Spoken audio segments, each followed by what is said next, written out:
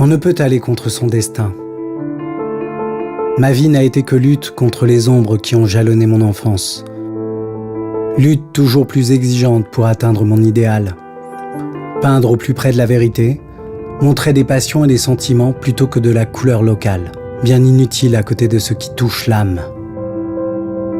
Dans les pays où j'ai vécu, j'ai eu des moments d'exaltation, des moments terribles aussi, de doute, de découragement, de solitude. Je ne regrette rien. Aujourd'hui, je le sais. L'art vaut plus que la vie.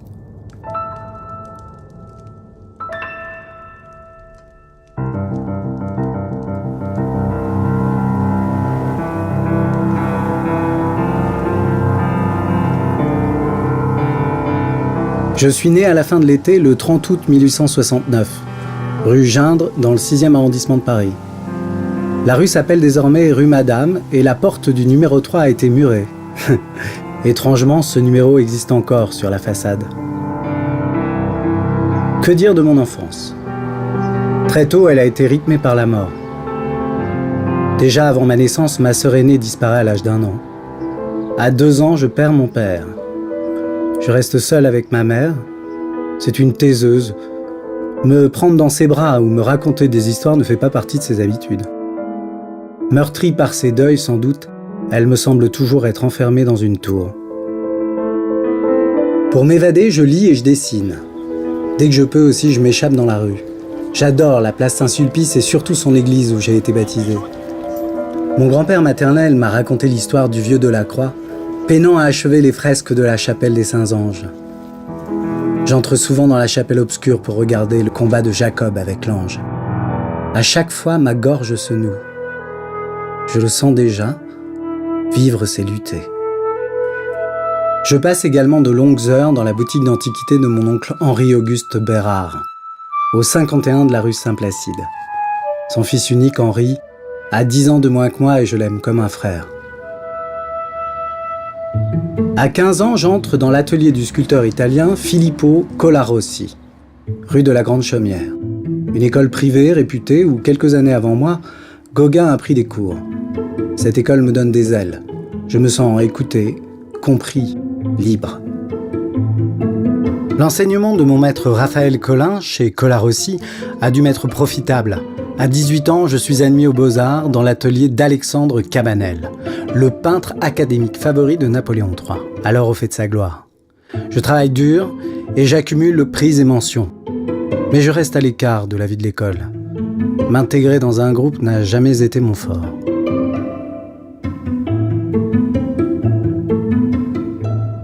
Mon premier atelier, Impasse du Maine, côtoie celui du sculpteur Antoine Bourdelle. J'y travaille avec fougue. Un bon moyen de chasser mes idées noires. Depuis mon enfance, elles ne me quittent pas. En 1890, 2 de mes premiers tableaux sont achetés par le musée de Tulle. Un succès. La même année, mes toiles présentées au Salon des artistes français et à l'exposition de Versailles font l'objet de critiques honorables.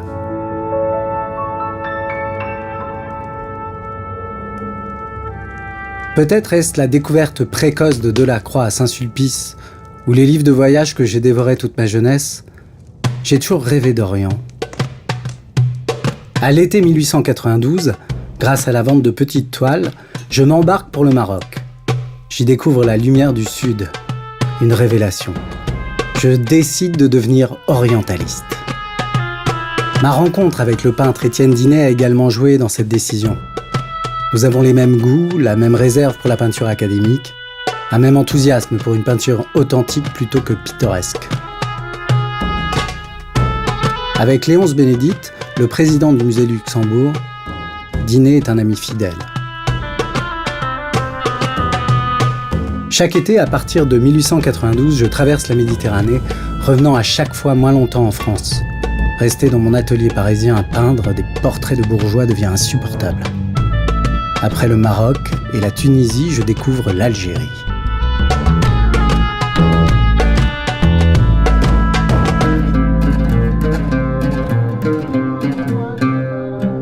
Dinet m'avait parlé avec enthousiasme de Boussaada, une oasis perdue aux portes du désert. Je m'y installe en 1895 sans savoir que je vais y rester près de 4 ans. Je n'ai alors plus qu'une obsession, peindre au plus près de la vérité la vie quotidienne des populations avec lesquelles je partage l'existence. Quand je pose mes pinceaux, je prends mon précieux appareil photo. Je sais que jamais une photo ne pourra offrir une couleur vraie, chaude, lumineuse, comme seule la peinture peut le faire. Mais c'est un moyen supplémentaire de raconter ce que je vis. Puis j'aime choisir le sujet, l'éclairage, la composition. Le soir, pourtant, l'éloignement et la solitude me pèsent. Pour l'oublier, j'écris. À mon oncle d'abord, puis à sa mort en 1896, à Henri. Mon fidèle cousin va très vite devenir mon unique lien avec Paris et le monde de l'art. Mars 1896. Bousaada. Mon cher oncle, j'ai envoyé un petit tableau au salon. Il s'appelle « Le soir sous les balcons d'El Ramlaya ». J'en suis satisfait et heureux de savoir que tu as trouvé dans cette toile beaucoup de progrès. Il résume bien le grouillement des Bédouins dans le jour déclinant. Si elle obtient un prix, je reviendrai à Paris voir Sabinette sur une cimaise. Pourtant, je ne rêve que d'une chose, rester ici à travailler à des sujets qui m'intéressent.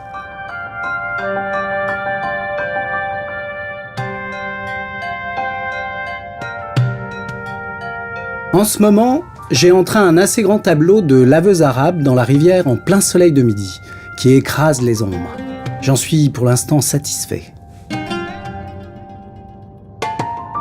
Je travaille aussi à une fileuse arabe.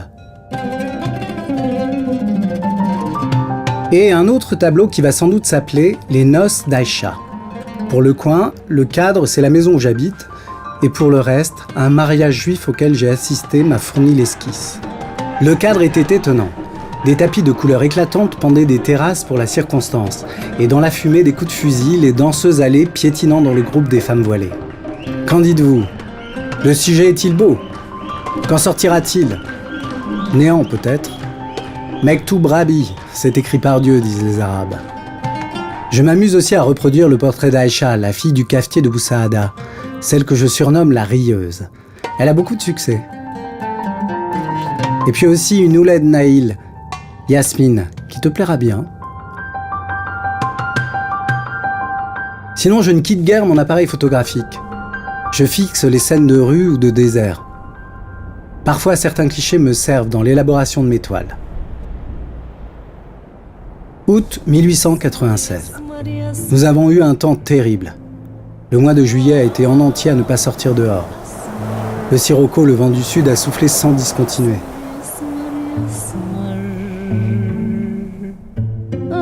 Il me faut donc attendre une saison plus clémente pour ma toile du salon. Moi, je ne quitterai Bousaada que lorsque j'aurai de quoi devenir quelqu'un, et surtout une fois mes toiles du salon terminées.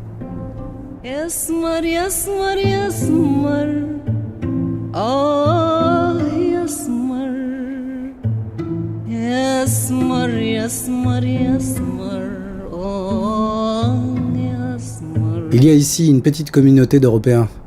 Je suis aimable avec tout le monde, mais je ne me lie avec personne.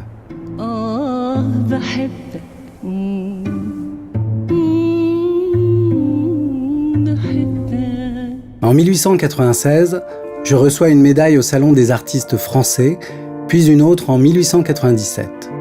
La même année, l'État m'achète dans la rue à Bousaada. Je me sens pourtant découragé, au point de ne plus arriver à peindre. C'est un long calvaire à parcourir que la vie d'artiste. Tout est si compliqué, si dur. Après un mois à rester allongé sur mon lit, la tête vide, je rentre à Paris. Mais Paris me semble une geôle. Dès lors qu'on l'a goûté, comment se passer de l'enivrement du voyage où tout s'oublie sauf le moment présent? Très vite, j'ai la nostalgie du soleil et de ma vie de liberté. La lecture du Voyage en Orient de Nerval m'avait enthousiasmé.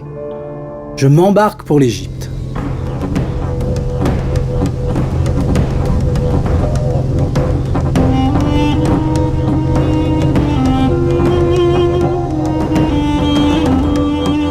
Le Caire, septembre 1898. Mon bon Henri, l'Égypte m'inspire. Le pays est plein de ressources pour faire de la peinture en toute liberté Et ce qui ne gâte rien, il y a moyen de vendre beaucoup avec toute la société européenne qui y vit. Mais surtout, la lumière y est d'une beauté jamais vue ailleurs. Pour comprendre l'Égypte, il faut y vivre, y rester longtemps. La première impression est néfaste. Ensuite, le pays vous retient. Celui qui a bu l'eau du Nil veut en reboire, dit le proverbe.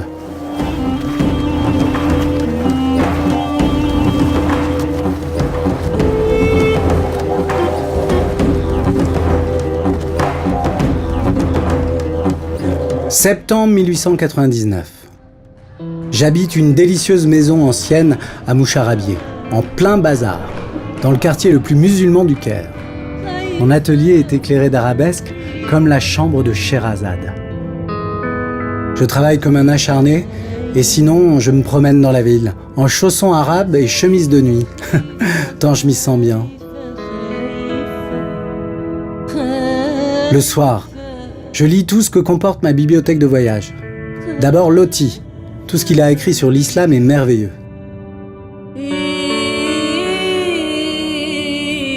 Le tableau que je suis en train d'achever, La Porte miraculeuse, me plaît assez. Il donne bien une idée du Caire et j'en suis content.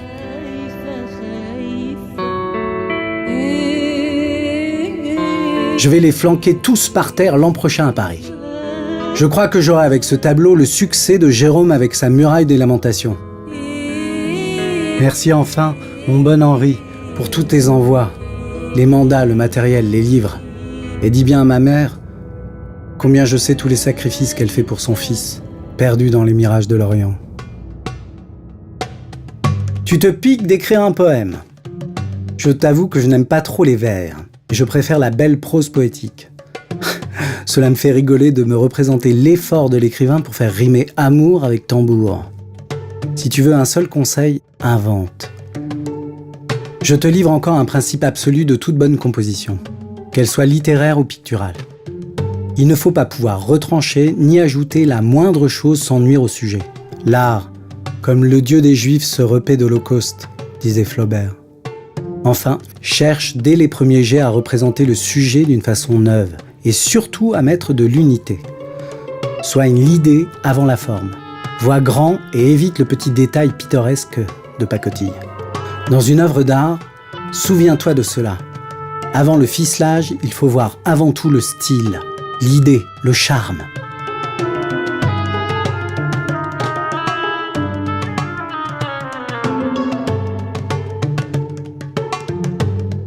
À la fin de l'année 1902, je n'ai plus supporté cette bonne société kérote.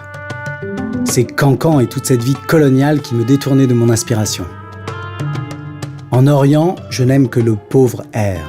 Et tout ce qui porte tarbouche et cravate écossaise me dégoûte. J'ai l'horreur du monde. Comme il est dommage que je sois obligé de frayer avec lui pour vendre mes toiles.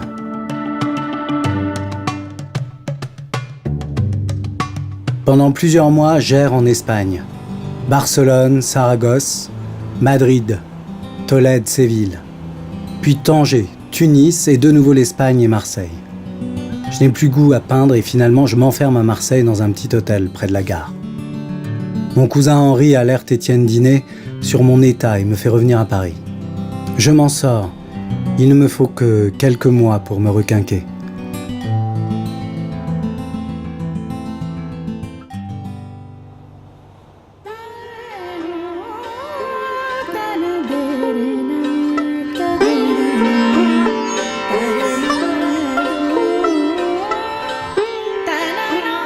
En 1905, je prends de nouveau le bateau, mais pour les Indes cette fois.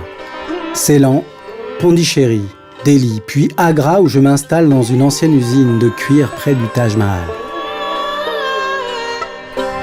Je n'ai jamais été aussi heureux que ces 2 années-là au bord de la Djemna, la rivière qui longe le Taj, dans la solitude et la contemplation. J'y vis comme un reclus, un yogi, mais avec un idéal. On ne s'ennuie jamais. Il y a là ce que j'aime le plus, le mystère. Je ne me suis pas trompé en choisissant l'Inde.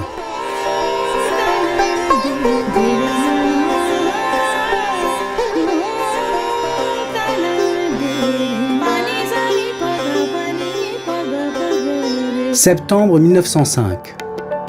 Mon fidèle Henri. Je suis depuis 15 jours à Agra et j'ai déjà 7 toiles très avancées. C'est te dire combien le pays m'a emballé dès le premier jour.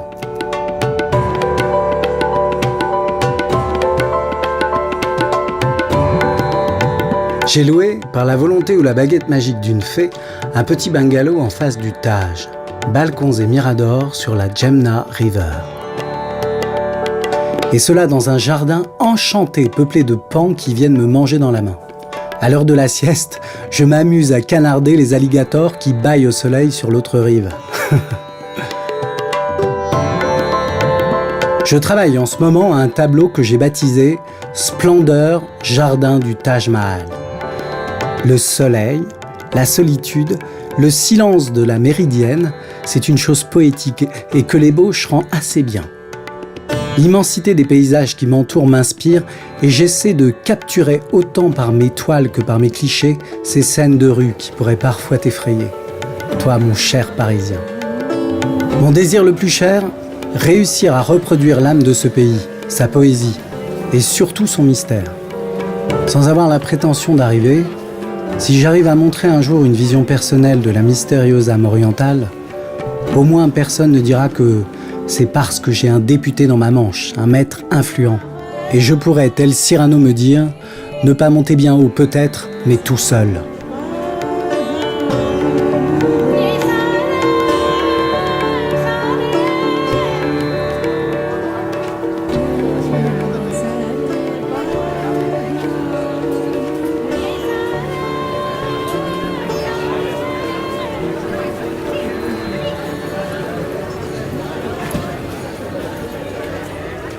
Bénarès, mars 1907. Je ne te parle pas de Bénarès. Cela m'entraînerait trop loin. Sache seulement que j'en suis absolument abruti, idiot. Assommé d'admiration, les nerfs démolis. Il n'y a pas de mot capable d'expliquer cela et aussi je renonce. Mieux qu'Agra ? Non, non, pas mieux. Autre chose, tout autre chose. Mais il y a le Gange. Et puis il y a là une lumière si fine et si colorée que cela est indicible. Delhi, juillet 1907. Je suis logé juste en face de la grande mosquée réputée comme la plus belle d'Asie. Elle est spectaculaire et en vaut la peine. J'ai un magnifique sujet dans la tête pour le salon. Les mendiants sur l'escalier de la mosquée.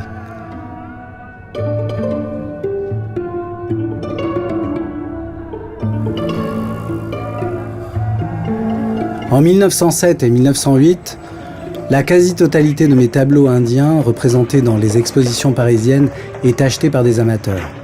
Le succès est là. Je suis devenu le peintre de l'Inde.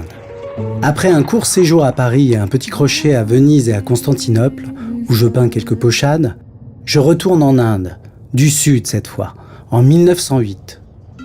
Je n'avais jamais oublié l'impression que m'avait faite, lors de mon premier passage, la ville de Madura, capitale du pays tamoul et haut lieu de l'hindouisme. Et surtout, le temple de la déesse Meenakshi, sensation vertigineuse, monde sauvage, grouillant, incompréhensible pour l'œil occidental, d'une ferveur intense et d'une beauté absolue. Je peux pénétrer dans ce sanctuaire interdit aux non-hindous. Je découvre alors, au cœur même du temple, le bassin du lys d'or. Une merveille avec son pavillon de marbre blanc ciselé à la manière d'un moucharabier. Je commence un tableau que je baptise « Le bain des Brahmines ». Pendant près d'1 an, j'y consacre toutes mes forces, toute mon énergie. J'en étais sûr. Ce tableau allait être honoré d'une médaille au Salon des Orientalistes de 1910. Récompense ultime de mon talent. Avec ce tableau, j'arrive exactement à ce que je veux. Il y a là les couleurs de l'Inde, sa grâce, son mystère. Et tout ce travail malgré l'hiver. Il fait ici une chaleur effroyable dans la journée. Et malgré le choléra qui sévit en ville. Le jour, je travaille dans le temple, à mon tableau sur les Brahmines, et le soir, je rentre éreinté. mais je vais faire une merveille. J'ai désormais de l'argent grâce aux nombreuses ventes, la reconnaissance critique, des projets en pagaille. Je suis devenu célèbre. Mais mon bain des Brahmines, exposé au salon de 1910, malgré des articles enthousiastes, n'a reçu aucune récompense. La fin de cette œuvre m'avait épuisé. Je me suis senti oublié, incompris, perdu, dépossédé de tout ce qui était moi-même dans ce tableau, dans lequel j'avais mis toutes mes espérances.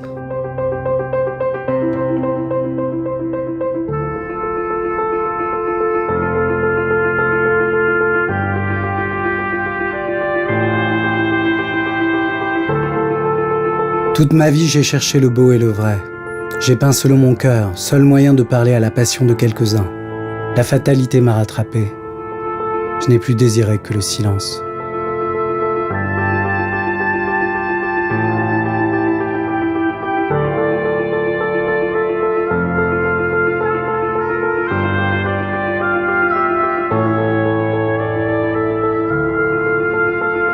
Comment créer alors que les ombres prennent le pas sur la lumière ? Au matin du 12 septembre 1910, Georges Guesté est retrouvé dans son atelier de Maduraille, inerte, au milieu de ses toiles pour la plupart inachevées. Il ne verra pas la foule admirative se presser devant ses tableaux au Grand Palais en 1911 puis en 1913, lors des 2 rétrospectives qui lui seront consacrées. Il ne lira pas les articles louant ses talents de portraitiste et son don pour saisir les subtiles lumières des pays de poussière et de sable. Il n'admirera pas son bain des Brahmines sur les 6 messes du musée du Luxembourg, l'actuel musée d'Orsay. 100 ans plus tard, la grâce frêle des petites Brahmines, ses portraits au regard intense, ses photos vibrantes et sensibles révèlent un talent fort, singulier, qui nous parle d'émotion, de solitude, de la douleur d'être. Des œuvres comme des histoires, comme notre histoire.